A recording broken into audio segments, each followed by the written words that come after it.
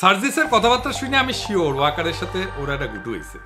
সার্জিস একটা কথা কইতো মারে ছোট ভাই মনে কইরা, আমাদের টাইমে এরশাদের বিরুদ্ধে আন্দোলন করতেছি তখন ডাকসুর জিএস ছিল জিয়াউদ্দিন বাবলু, দারুণ বক্তৃতা দিত, বাসদ ছাত্রলীগ করেছিল, খুব স্মার্ট পোলা ছিল, তোমার মতোই বক্তৃতা দিত, সুন্দর করে কথা কইতো আর কি। এরশাদের সাথে হাত মিলাইল, মন্ত্রী হইল এরশাদের, মারা গেছে বেচারা, কিন্তু তার পলিটিক্যাল ক্যারিয়ার শেষ।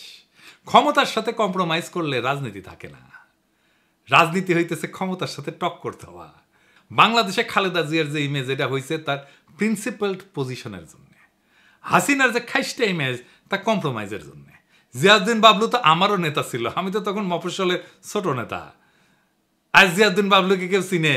ওই সময়ের কত নেতা আছে না, কত নেতা ছিল, তো আমার যেটুকু পরিচিতি হয়েছে সেটুকু পরিচিতি তো তাদের নাই। অথচ আমি তো তখন মফস্বলে কর্মী ছিলাম, তাই না?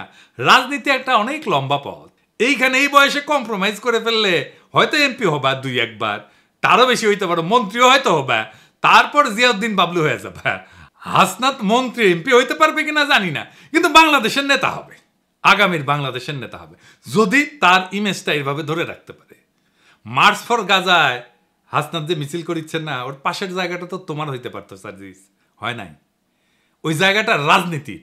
আর ওয়াকার আনন্দ বহুপাদের সাথে যে কোনো কথাবার্তার নেগোসিয়েশন সব প্রাসাদ ষড়যন্ত্র, ওইখানে রাজনীতি থাকে না।